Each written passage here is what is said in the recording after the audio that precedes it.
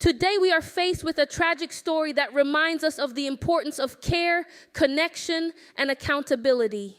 There's been a major break in the investigation of actor Matthew Perry's tragic death last October. Following months of investigation into how the Friends star obtained a fatal dose of drugs, search warrants were executed across Southern California. 5 suspects, including 2 doctors and a woman cops called the Ketamine Queen of Los Angeles, have been arrested. The passing of Matthew Perry, a beloved actor known for his wit and charm, has left a deep void in the hearts of many. Matthew Perry's story is not just about a life cut tragically short, but about the complex and often painful struggle to find peace in a world that can be both kind and cruel.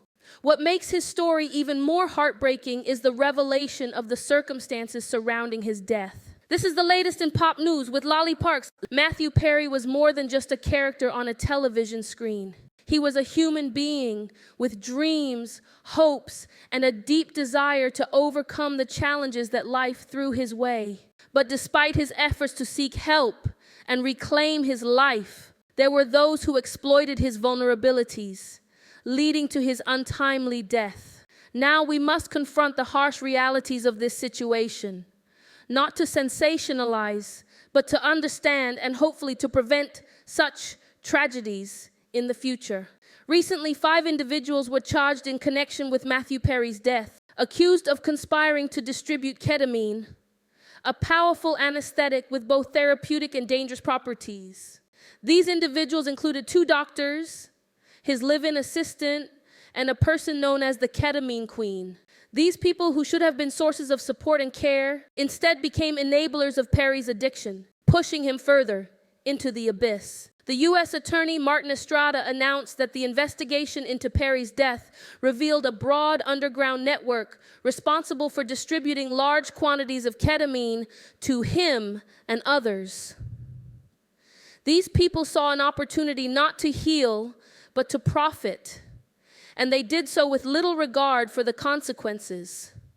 They knew the risks, they knew the potential for harm, but they chose to prioritize their financial gain over a man's life. Among those charged was Jasveen Sangha, the so-called Ketamine Queen, who is accused of supplying the very meds that contributed to Perry's death. Alongside her were Dr. Salvador Plasencia, who allegedly distributed ketamine to Perry and his assistant outside the bounds of legitimate medical practice, and Eric Fleming, who acted as a middleman in this tragic exchange. These individuals, driven by greed and a blatant disregard for human life, played a direct role in the downward spiral that ultimately led to Perry's death. The investigation uncovered disturbing details. Messages exchanged between these conspirators, mocking Perry and discussing how much money they could extract from him. They saw his pain as a payday, his addiction as an opportunity to enrich themselves. And even when it became clear that their actions were leading to devastating consequences, they continued, unyielding in their pursuit of profit. One of the most heartbreaking aspects of this case is the role of Perry's live-in assistant, Kenneth Iwamasa, who admitted to injecting Perry with ketamine without any medical training. On the day Perry passed, it was Iwamasa who administered the fatal dose. It's a chilling reminder of how addiction can distort relationships, turning those who should protect us into perpetrators of harm. This investigation also highlighted the dangers of ketamine, a med that has gained popularity as both a therapeutic agent for mental health treatment and as a recreational substance. In the wake of Matthew Perry's death, we are left with many questions. How could this happen?